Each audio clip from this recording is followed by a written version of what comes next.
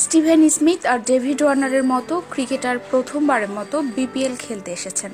টুর্নামেন্টের আকর্ষণ আবেদন তাতে কয়েক গুণ বেড়েছে নিঃসন্দেহে। তবে বাংলাদেশি ক্রিকেট সমর্থকদের খুশির মধ্যে দুঃখের সংবাদ হয়ে এসেছেন। স্টিভেন স্মিথের চোট।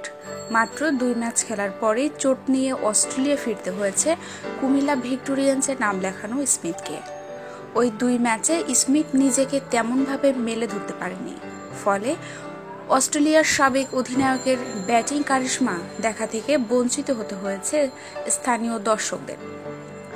ওয়ার্নার অবশ্য সেই ক্ষতি পুষিয়ে দিয়েছেন। সিলেট সিক্সার্সের হয়ে এখন পর্যন্ত 5টি ম্যাচ খেলে ফেলেছেন তিনি। এর মধ্যে 2টি 50 করেছেন। রংপুর রাইডার্সের বিপক্ষে সর্বশেষ ম্যাচে তো সিক্সার্সকে জেতানোর সামনে থেকেই নেতৃত্ব দিয়েছেন মারকুটেই ওপেনার। টি-20-র বিধ্বংসী ওপেনারকে দেখা গেছে এই ম্যাচেই। 36 বলে 6 বাউন্ডারি আর 2 ছক্কায় 61 রানের হার না মানা এক ইনিংস বের করে এসেছে তার উইলো থেকে। তার মধ্যে বাড়তি আকর্ষণ হিসেবে ছিল 2 হাতের ব্যাটিং আর নাচ। সব মিলিয়ে বিপিএল-এর আসল উন্মাদনা দেখা গেছে এই ম্যাচে। দর্শকরাও ভীষণ বিনোদন পেয়েছেন। তবে বিনোদনের রেশ কাটতে না কাটতেই আর এক দুঃসংবাদ শুনতে হচ্ছে।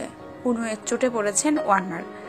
ক্রিকেট অস্ট্রেলিয়ার একমাত্র মুখপাত্র জানিয়েছেন 21শে জানুয়ারি অস্ট্রেলিয়া ফেরত যাবেন এ ব্যাটসম্যান। তবে তার আগে চোট নিয়ে 2টি ম্যাচ খেলে যাবেন।